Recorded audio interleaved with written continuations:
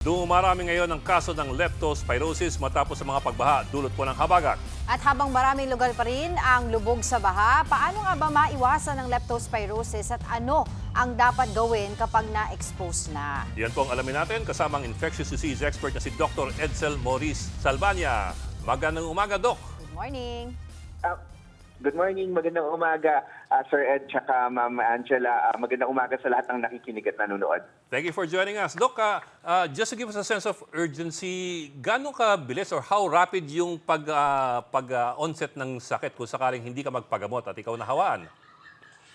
Yeah, usually ang leptospirosis po, mga 2 linggo yung tinatawag natin na incubation period. Bagamat kung malala talaga yung exposure, pwedeng a little bit earlier. Ang mga sintomas po nito, nilalagnat, masakit yung kasukasuan, lalo na yung calf muscles na. Ay, Doc? Doc, I think we lost you, Doc. Ako.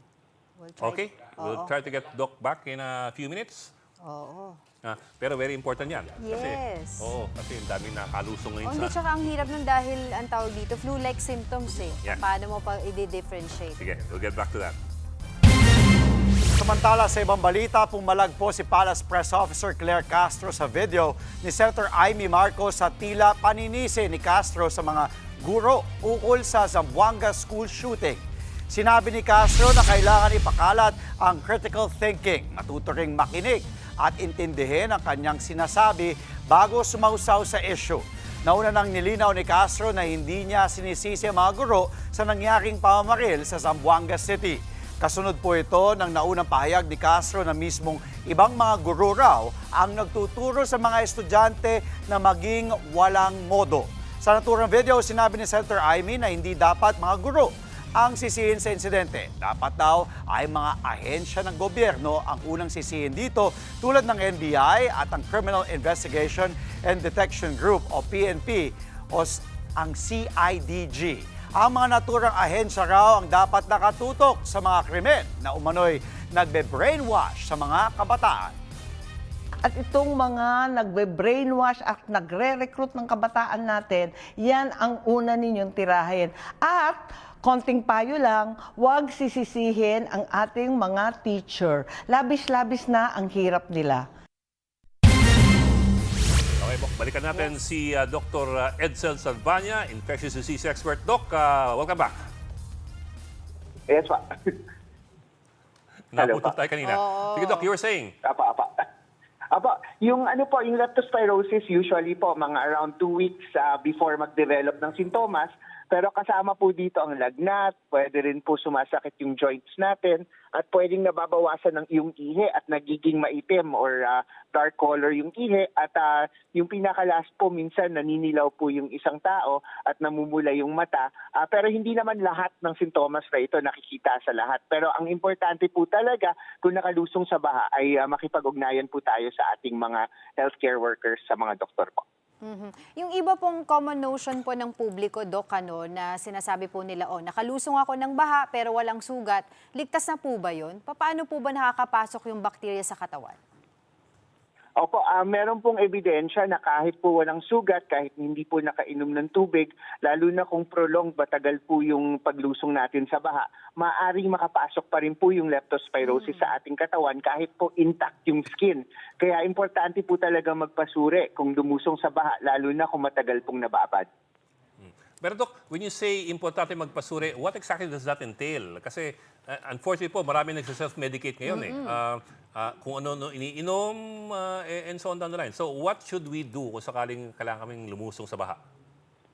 Well, ang importante po talaga kasi, so kung lumusong kayo sa baha, tapos medyo natagalan po, pagdating niyo po sa bahay, hugasan po natin ng mabuti, soap and water po. Tapos yun nga po, makipag-ugnayan sa mga healthcare workers sa barangay, sa doktor nyo. Kasi po yung binibigay po natin na prophylaxis na doxycycline, isa po itong prescription drug only. So kinakailangan po talaga nating makapag-ugnayan sa tao makakapagbigay ng antibiotics. Okay, so wag magse-self-medicate. Hindi madadaan yan sa medical. Oo, hindi. Tsaka di rin sila makakakuha, oo, kung walang prescription. Pero Dok, kasi hanggang ngayon, marami pa rin pong mga lugar sa atin ang binabaha. Tulad po sa Bulacan, no? Talagang ang tagal na pong may mga baha doon eh. Para po sa mga walang choice, kundi lumusong po sa baha, ano po ba yung mga pinaka-importanting dapat pong gawin ng ating mga kababayan, ating mga kapatid, para po makaiwas naman po sa leptospirosis? Yes po, importante po yung as much as possible, hindi po tayo makapag-contact dun sa contaminated na water. Pwede po tayo gumamit ng mga yung tinatawag na rain boots, rubber boots. Marami po yung ngayon na nakikita, meron nga yung portable na nagfo-fold po. Yun nga po, importante po talaga na yung contaminated water ay hindi makadikit sa ating balat. Ang isa pa pong importante is kung nakalusong tayo sa baha, ay babantayan po natin yung ating sintomas. Kung nilalagnat po, makipag-ugnay po sa doktor agad para masuri ng maayos at hindi po lumala kung meron na pong leptospirosis. Doc, just to recap and make sure that we got everything right. So, kung sakali pong kung sakaling kailangan ka lumusong sa baha at binaha ka nga, so ang dapat mo gawin ay pumunta dun sa health center at makipag-ugnayan for possible prophylaxis. Ito yung parang gamot pang proteksyon. Yes po, yung antibiotic po na doxycycline ang binibigay, bagamat itong antibiotic na po ito, may mga side effects, hindi po dapat siya binibigay sa mga pregnant women, hindi Okay. po siya dapat binibigay sa mga bata unless makipag-ugnayan sa pediatrician. At pwede po ito magdulot ng ibang side effects like yung sinatawag na heartburn or reflux. At sa babae po, pwede rin po magkaroon ng yeast infection sa maselang bahagi ng katawan. Pero Doc, realistically, ang dami pong ang dami pong kailangan lumusong sa baha. Ang dami yung nakatira sa baha. For example, Bulacan, Zambales, Pampanga. Yes po, opo. So realistically, what should they do? Medyo marami-raming tao 'yan. Yes po. Actually, ang ginagawa po ng mga LGUs is nakakapagbigay rin po sila ng antibiotic, yung doxycycline, through the barangay healthcare workers. Pero may supervision po ng doktor. Okay. So meron po mga programa yung ating mga LGUs kasi naiintindihan naman nila, lahat naman tayo, hindi naman tayo pwedeng pumunta basta-basta sa doktor. Magastos yun at yun nga, kung lahat yun pumunta sa doktor, ma-overload po talaga.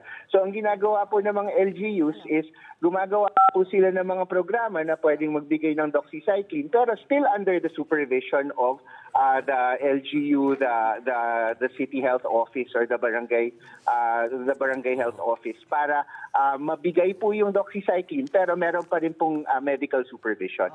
Okay, medical supervision. Napakataga po.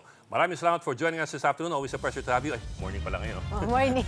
Good morning, Doc. Good morning. Mga kapatid, Dimples Romana po, maging maalam at may pakialam sa mga napapanahong issue at headlines. Mag-follow na po at subscribe na sa social media pages ng News 5.